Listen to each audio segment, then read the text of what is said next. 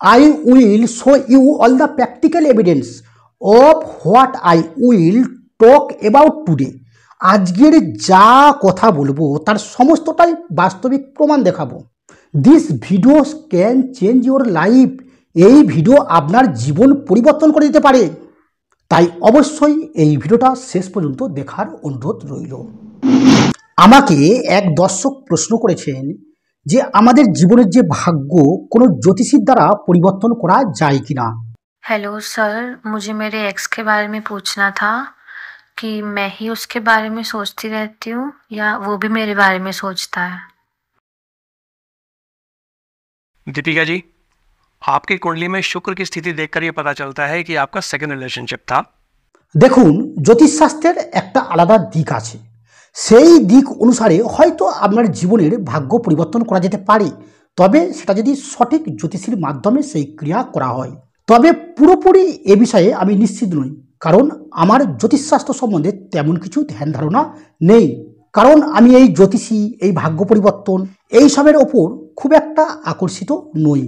কারণ আমি বেদ, গীতা ও উপনিষদ পড়ে যেটুকু জ্ঞান অর্জন করেছি তা থেকে পরিষ্কার বুঝেছি আমাদের জীবনের যে প্রারব্ধ বা যে ভাগ্য পরিবর্তনের সবথেকে মূল চাবিকাঠি হলো আমাদের কর্ম।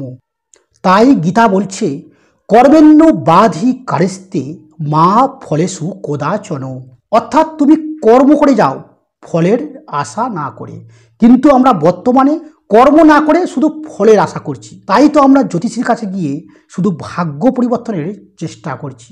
কিন্তু একবার ভেবে দেখেছেন কি, এই যে শর্টকাট প্রসেস, আমরা কর্ম না করে এই যে ফল পাওয়ার আশা, এই যে ভাগ্য পরিবর্তনের প্রয়াস, এই সব করে কি আদৌ আমাদের কোনো লাভ হয়?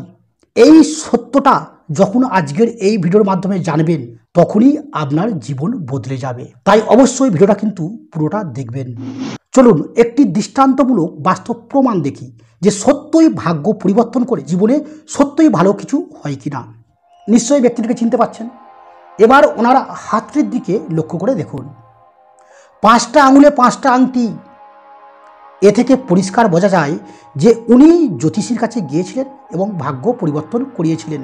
অর্থ, সম্পদ, ক্ষমতা সর্বকিছুই পেয়েছিলেন, কিন্তু বর্তমান পরিণতি সবই কর্মের ফল। এই উদাহরণটিকে কোনো রাজনৈতিক দৃষ্টিকোণ দিয়ে দেখবেন না, এটা যে কোনো রাজনৈতিক দলের ক্ষেত্রে বা যে কোনো রাজনৈতিক দলের নেতার ক্ষেত্রে হতে পারে।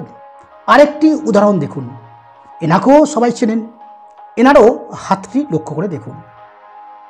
ইনিও জ্যোতিষীতে বিশ্বাসী ছিলেন, ভাগ্য পরিবর্তন করেছিলেন, সর্বকিছুই পেয়েছিলেন, ক্ষমতা, যশ, সম্মান, অর্থ, সম্পদ সমস্ত কিছুই, কিন্তু বর্তমান পরিণতি সবই কর্মের সমস্যা।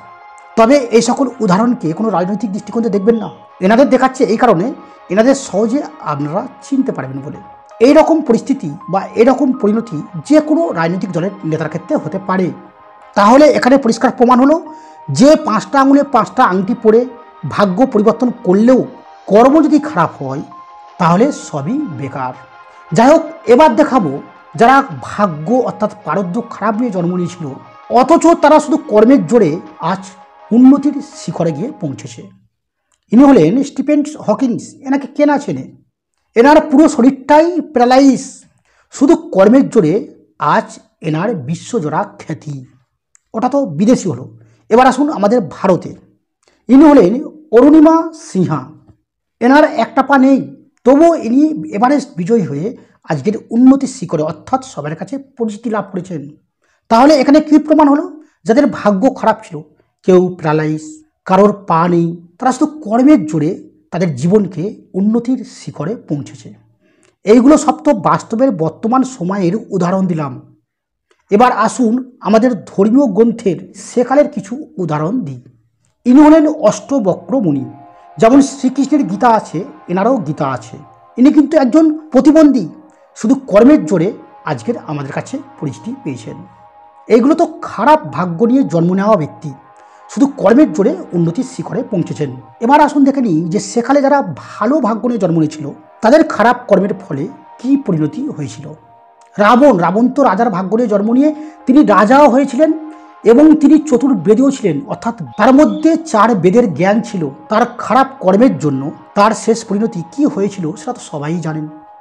দুর্যোধন রাজপুত্র হয়ে জন্ম নিয়েছিলেন, কিন্তু তার দুষ্কর্মের জন্য তার শেষ পরিণতি কি হয়েছিল সেটা তো সবাই জানেন।